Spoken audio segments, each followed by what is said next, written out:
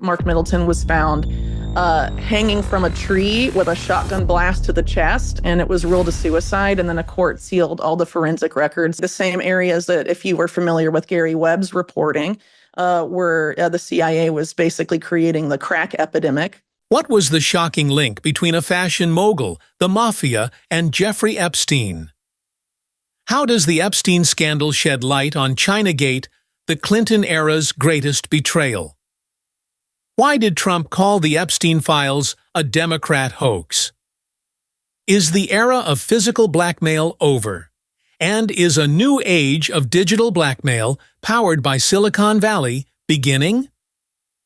Whitney Webb exposes all the secrets of this dark network. Leslie Wexner, of course, is Jeffrey Epstein's main benefactor, and he has alleged organized crime ties, which are interesting to explore.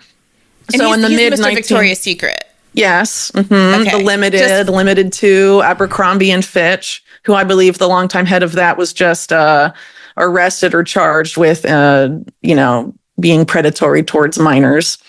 It seems to be a recurring theme in Wexner world. What do you know? So in 1985 or so, one of the lawyers for Wexner's business interests in Ohio was shot in the face in broad daylight. And it happened days before that lawyer named Arthur Shapiro was supposed to testify to the IRS. Interesting.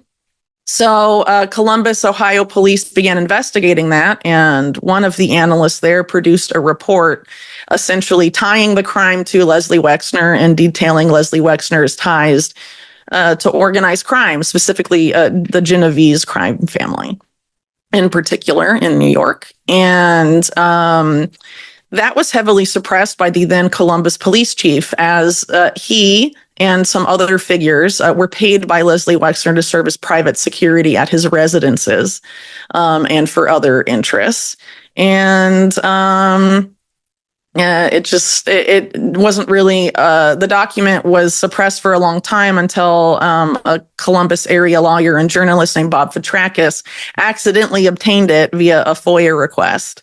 And now you can find it on archive.org and read it for yourself.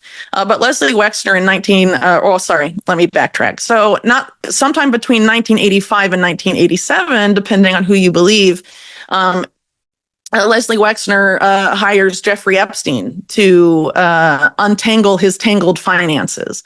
And Epstein had previously worked at Bear Stearns. He left in 1980, I believe. And he had mainly done rather suspect tax stuff for the elite clients of Bear Stearns. And the reason he left... How did he end up at Bear Stearns after being a math teacher? Yes. Well, Ace Greenberg ran Bear Stearns at the time, and he thought that Jeffrey Epstein was the best ever while his kids were attending the Dalton School, and that it was apparently forged through teacher-student relationship, I guess, that Epstein had developed with his children that decision was made. Christ. Okay. All right. So he's at Bear Stearns. But anyway... Yeah, been doing this tax finagling, and he for rich people. He ends up leaving because of a tie to an insider trading scandal that intimately involves the Bronfman family. And in 1991, Leslie Wexner... According to Webb, Epstein's connections went far beyond simple finance, tying him to powerful families like the Bronfmans.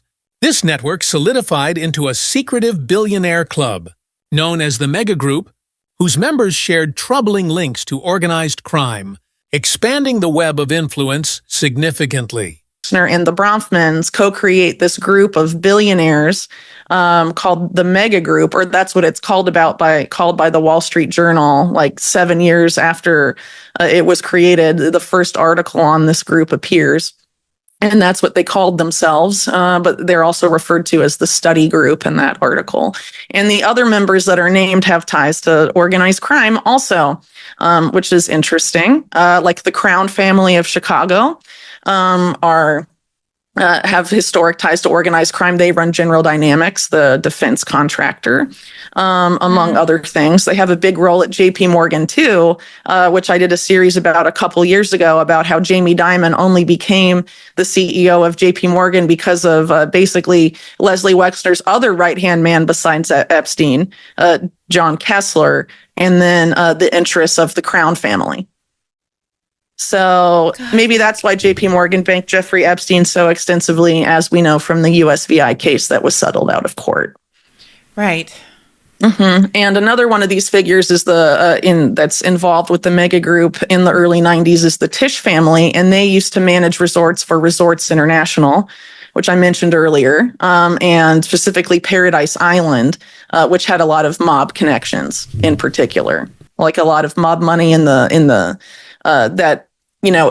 when Castro came to power, a lot of the mob interests that had been in Cuba under the Batista regime moved to other areas of the Caribbean. And so Paradise Island became one of their hotspots, basically. So the Tisch family operated Paradise Island, but Resorts International owned it. So a lot of those connections are interesting. And then Tisch also had a tie to Michelle Sindona, who comes up in the Flavio Briatore article, because basically Michelle Sindona was this banker in Italy who died in prison, even though he was under 24-hour police watch. He was poisoned with cyanide-laced coffee as part of this big scandal that enveloped Italy that was basically built around this lodge called a Freemason lodge called P2, but it involved all this other stuff. Whitney Webb highlights how these deep-rooted criminal networks operated for decades. The narrative then shifts to modern politics, where Webb points out the irony of the Epstein case being used as a political tool, with figures in Trump's circle promising transparency while simultaneously attempting to control the narrative. Kind of a crazy story in and of itself. But he was involved in that. He and P2 were linked to the collapse of numerous banks in Italy and also in the U.S., and the U.S. bank that Sindona had gotten involved with, he illegally bought shares because as an Italian, I don't think he was allowed to own it. Well, I guess the easiest way to answer that is just to point out that in the 2024 campaign, there was a lot of signaling, not just from Trump, but from, J.D. Vance and some of these other figures, some of Trump's children, on social media, and I believe also interviews. Basically promising the release of Epstein documents if Trump were to be elected.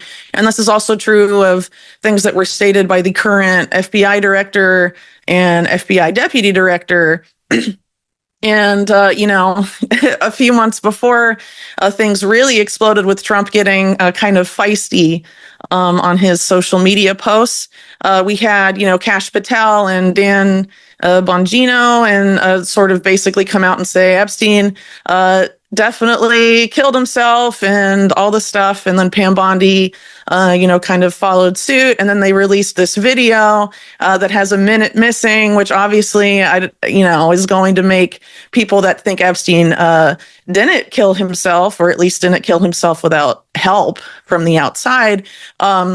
It's not going to put any conspiracies to rest if there's like a minute plus missing, and then the metadata shows that the video was edited. And so there's been all this backpedaling, but it's very bizarre that they would mishandle this so extensively. I mean, maybe they thought that the base didn't really care that much, or that they could distract them with something else eventually if they never had the intention to release these things, which is what seems to be the case. But now, I think now they're trying to use the distraction or develop new distractions, as soon as this kind of boiled over and really kind of splintered and angered a large segment of Trump's base. There were releases of, documents on the MLK assassination, and Tulsi Gabbard has now been releasing stuff on Russiagate, and Trump is putting all the stuff like AI videos of Obama getting arrested. So now it's kind of trying to shift gears and get the base riled up about something else and be like, please forget about the Jeffrey Epstein case. But it's kind of, it's really bizarre, particularly the most bizarre of it all would be Trump's own response He obviously fails to understand how a large segment of his base feels about this case by trying to, wash it away and call it a Democrat-invented hoax. And all of this stuff. Mr. President, I know you want to move past all this intrigue over the Epstein files, but I do want to ask you to clarify something you said this morning. You said this was all a hoax. Has your Attorney General told you this was a hoax? What evidence have you seen of that? No, it's not the Attorney General, no. I know it's a hoax. It's started by Democrats. It's been run by the Democrats for 4 years. You had Christopher Wray and these characters and Comey before him. And it's a bad group. It started, actually, look at the Steele dossier that turned out to be a total hoax. The 51 agents, the intelligence, so-called intelligence agents, it was a hoax. It's all been a big hoax. It's perpetrated by the Democrats. And some stupid Republicans and foolish Republicans fall into the net. And so they try and do the Democrats' work. The Democrats are good for nothing other than these hoaxes. They're bad for policy. They're bad for picking candidates that can get elected. Like in New York, we have a communist running.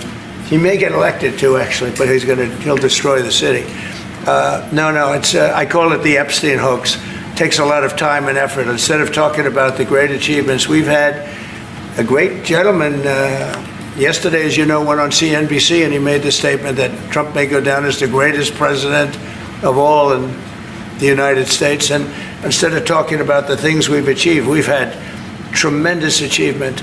Webb points out that while Trump publicly dismisses the case as a hoax, suspicious connections within his own inner circle remain unexamined. She then pivots to her own investigation into these first friends, starting with figures like Flavio Briatore, whose ties to Epstein have been largely ignored by mainstream media. They're wasting their time with a guy who obviously had some very serious problems, who died 3-4 years ago. I'd rather talk about the success we have with the economy, the best we've ever had, and all of the things we've done, including in the Middle East. I mean, you see it. Instead, they want to talk about the Epstein hoax. And the sad part is it's people that are really doing the Democrats' work. They're stupid people. Yeah, go ahead. And it's complicated. I think a lot of people have forgotten that Jeffrey Epstein's death in prison happened during the first Trump administration. So, yeah, I started a new series, which is called First Friends, which is sort of like a play on, like First Lady. And yeah, the idea is what you said, exploring the possibility of figures close to Donald Trump, still close to Donald Trump, that have unusual, or rather that have never been reported about connections to Epstein. Which suggests that, if I could find it, I'm sure the New York Times and these people could have found it too. And why haven't they reported on it, especially if there's blood in the water against their least favorite president, right? So the first person in this series is about a man named Flavio Briatore, who's probably best known for his career as a top guy in Formula One racing in Europe. He's Italian. He's also pretty well known for having dated and been engaged at one time to Naomi Campbell and later fathering Heidi Klum's first child, Lenny Klum. But beyond that, he's a longtime friend of Donald Trump. As I put in the article, there's a video of them together doing the Italian edition of The Apprentice, because as Trump says in the video, when it was time to bring The Apprentice to Italy, there were lots of people that wanted to star in it, but he only wanted one person, and that was his longtime friend, Flavio, and they talk about their long-term friendship in that clip for those that are interested. I've known Flavio for many years. He's a great champion, a fantastic businessman. Now, when it came to choosing who was going to do The Apprentice in Italy, there were many, many people that wanted the role. There was only one person that I wanted, and that was Flavio. You watch. He's the biggest in Italy, and now he's going to be bigger. So we've been friends for a long time, you and I. I know. But this is a tough choice. I think the two. they're both great. I really do. I think they were both great. Good looking, smart, sharp. It's a tough choice. Normally I have somebody that I just think is better. Yeah. In this case, they're very, very close. It is not easy for you, right? I know these two people now, it's 2 months. Both done amazing job, and now for me is very difficult to choose. Very difficult. I have all the history. Correct. And I need to put together all the task, and tomorrow I need to put my final decision. According to Webb, the ties between Trump's circle and Epstein are deeper than they appear. The focus now shifts to a critical piece of evidence: Epstein's infamous Black Book. Webb explains that this wasn't just a personal address book, but a detailed record compiled by his staff, legitimizing its importance in legal proceedings. Well, let me know what that decision is. Absolutely. It'll be very Donald, interesting. And thank you very much. Thank you, my friend. Thank you. But Flavio Briatore has a few unusual links to the Epstein case, which I explore here. And one of them has to do with the Black Book itself. The Black Book is this book of contacts that are Epstein's, but Epstein didn't necessarily write it. His staff wrote it. And so it wasn't just one staff member. It was a few members of his staff in his Palm Beach residence that compiled this list of contacts. But it was deemed legitimate enough to be used as evidence in Ghislaine Maxwell's trial a couple years ago.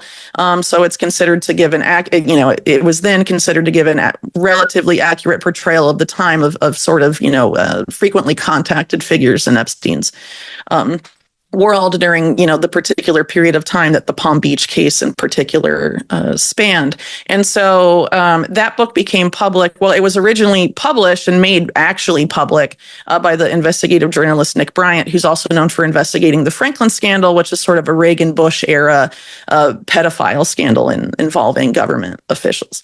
And he published that at Gawker, I believe, in 2015, but he came into possession of it sometime, I think, around 2012 or so, he said.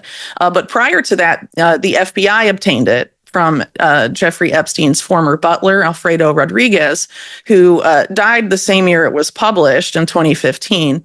But earlier, he had tried to basically sell the Black Book, initially to one of the victims' lawyers, Brad Edwards, who works with Stanley Pottinger at, I forget the name of their law firm, but they're two of the main Epstein lawyers. And so instead of buying the book, I mean, obviously it's fair that he wouldn't pay an enormous the large sum that Rodriguez was asking for it. But Edwards instead tipped off the FBI and basically sicked the FBI on this guy. And the FBI set up a sting operation to buy the book from him, and Rodriguez went to prison, which later Epstein, when he was asked about it, said about the Black Book, he was like, it never should have been published. It was terrible that it was published, but now my butler, or, my former butler is in prison for, the crime of publishing it. Of course, I'm paraphrasing. That's not a direct quote, but that was essentially what he was saying. So he agreed with Rodriguez being put away. And it's important to point out that Epstein was an FBI informant during this period. So, there may have been some duplicity there, but again, I don't know. But what's important here is that Rodriguez, and when he tried to shop this book around, he circled names that he said were co-conspirators and material witnesses to Epstein's sex trafficking crimes. Well, I wrote about it in volume 2 of my book. So basically, Epstein was meeting with this guy in the Clinton White House named Mark Middleton. And after the Epstein scandal broke, Mark Middleton was found hanging from a tree with a shotgun blast to the chest. And it was ruled a suicide. And then a court sealed all the forensic records so that they can never be looked at by anyone ever again. And Mark Middleton, in the middle of the 1990s, was a central figure in this scandal that was investigated by Congress, but poorly, I would argue. That is remembered today as Chinagate, but Webb reveals a complex web of international intrigue with the China Gate scandal, where military technology flowed illegally to China. The story then takes a darker domestic turn, as Webb explains how this same network was allegedly funneling weapons back into American cities, fueling the crack epidemic the CIA helped create. I would argue it's really the second iteration of Iran-Contra because it's the same network, just teaming up with, the Chinese government and more specifically, organized crime figures in China based in large, Macau and some places like that, that also incidentally ended up having ties to major Chinese weapon manufacturers and aspects of the Chinese military. It's a very crazy scandal. Chinagate today is remembered as basically illegal campaign contribution scandal affecting Clinton's reelection campaign. It was a lot more than that. A lot of weapons were being, in military technology, were being transferred from the U.S. to China, apparently by elements of both U.S. and Israeli intelligence. And this actually came out in testimony from U.S. intelligence officials to Congress during the time that Israel was funneling a lot of U.S. military technology to China, and nothing was done about it. It's very crazy. But on the other end, China was illegally smuggling weapons into California, specifically the same areas that, if you were familiar with Gary Webb's reporting, where the CIA was basically creating the crack epidemic of that era, and all these cheap weapons were appearing. So if you look at some of the, I think the CIA director under Clinton, John Deutsch, went and made this appearance in LA or somewhere in California, and it was about the allegations of Gary Webb's reporting, but there's a woman that stands up and she's like, where are all the guns coming from?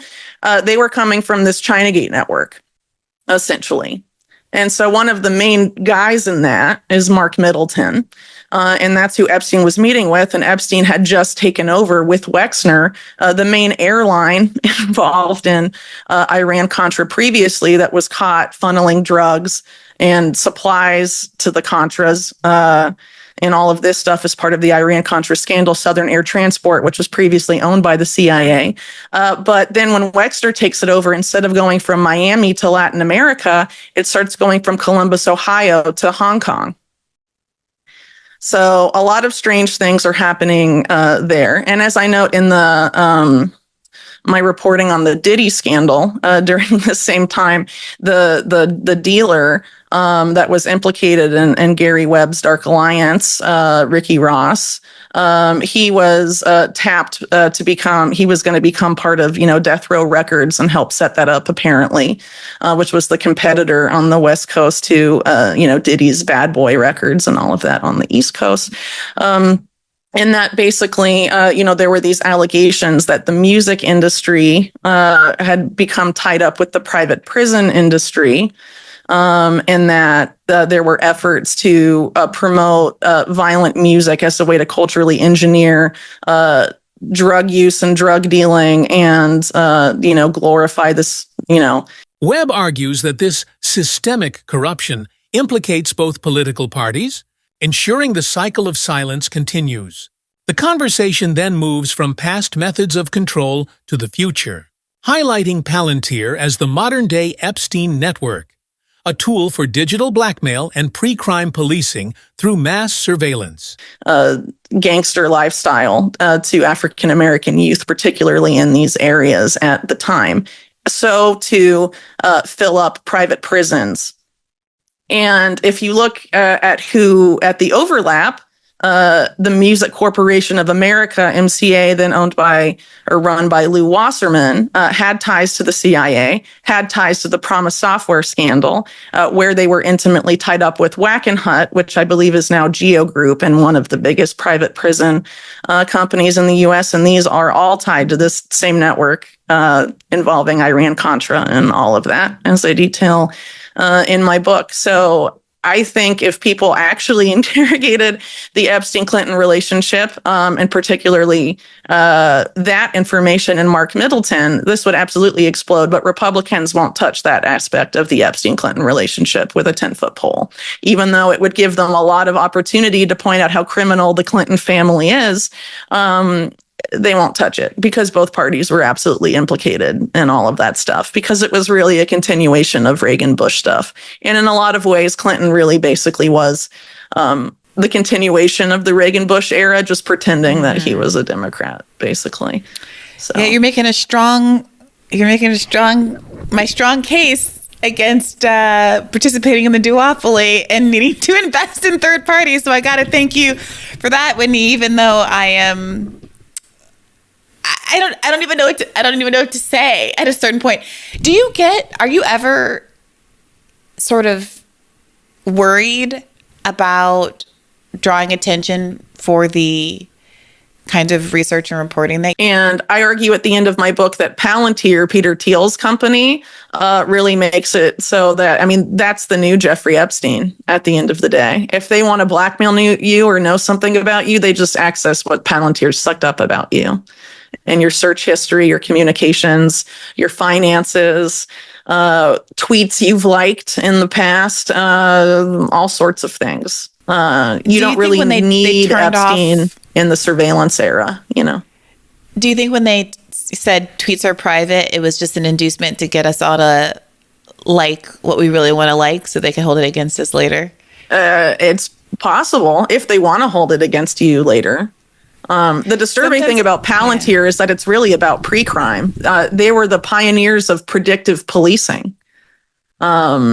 You know, they were originally, well, almost everywhere they've piloted predictive policing have been low-income minority neighborhoods, where they decide who's going to commit a crime before they commit it. And that's essentially what the, you know, we'll see. Administrative detention, maybe, if we go the Israeli path. But Trump actually, in his first term, posited this program to stop mass shootings before they happen. That would basically involve going over American social media posts and identifying if they had early warning signs of neuropsychiatric illness based on their, you know, tweets or Facebook posts. And if they were determined by the algorithm to show those warning signs, they could be, you know, placed under house arrest or go to sessions with a court-ordered psychologist and all sorts of things.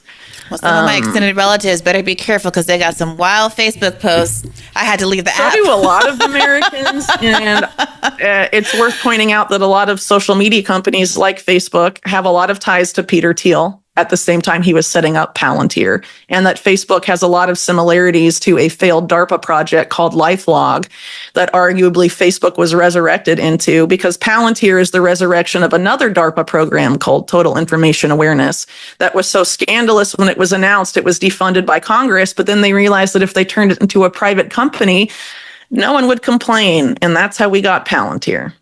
So it's so crazy. Like, if the news, if journalists did at all their jobs, everything that you say, like every 4 sentences that you say should be 4 weeks of news coverage doing in-depth education of the American public. Yeah, but we're in hyper normalization time. So like there's like infinite scandals and they come out all the time and we're just super desensitized to it. And I think that's a big part of why so many people, like, you know, even with Trump's like lewd comments having come out for years, it's just like, yeah, whatever, you know, on to the next thing. And the speed of content these days, and especially in the AI era now, you know, people have the attention span of a mosquito.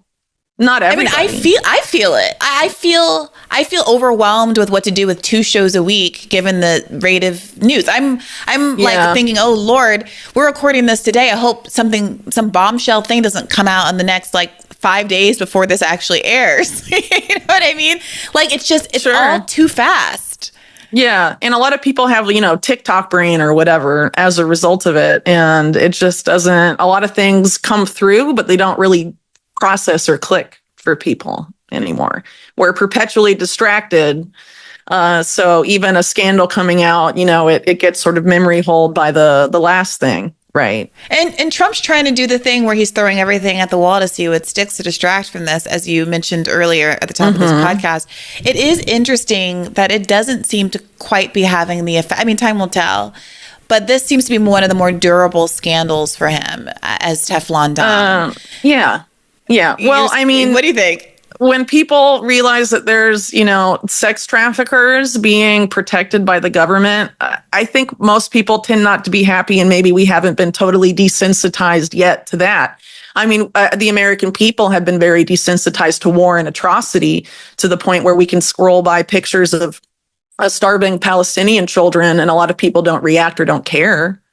We're literally living, I mean, it's a live stream genocide and mass starvation, and people don't react. So, I guess people haven't been desensitized to, pedophiles with links to powerful politicians yet. It's interesting. But maybe they hope that we will get there so they don't have to, release documents or really lift a finger to do anything about this power struggle. But yeah, thanks. I mean, I'm happy to be back and offer commentary. I would refer people to my books, though. If you really want to understand the power structure that's hanging over us, you need to read and research. I tried to do some of it for you in my books, but it's really up to